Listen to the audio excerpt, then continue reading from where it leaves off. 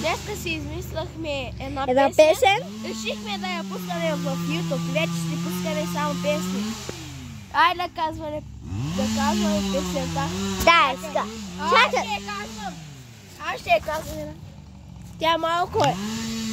Ще я правим до край, защото нашата е до...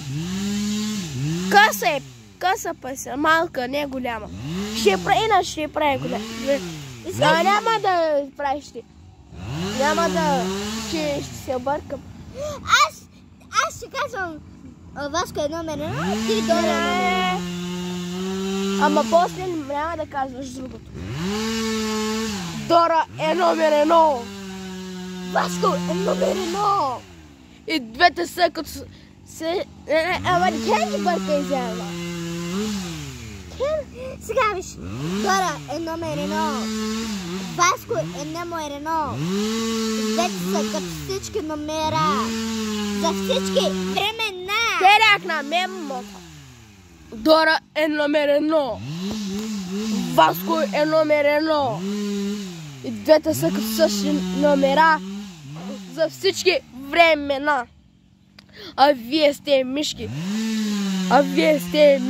А ние се заваляваме на купона. А вие седате на дивана, за да гледате Мистер Би. Това беше песента. Не, това още трябва да правим по-дълга. Вие сте мишки. А вие сте протокол.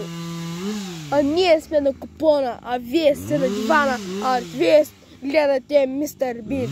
А ние сме номер 1, за всички времена. А вие сте като всички мишки. Вие сте като всички... Как да правим? Вие сте като мишки. Отивате всички къщи.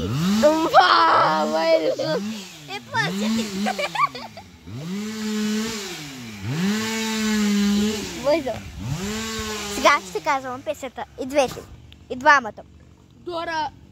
Чакай, тук. Да. Дора. Да.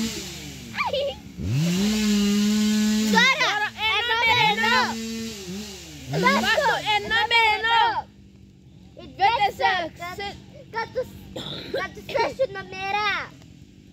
И като всички времена. А вие сте мишки, седате под дивана, бъркай сама.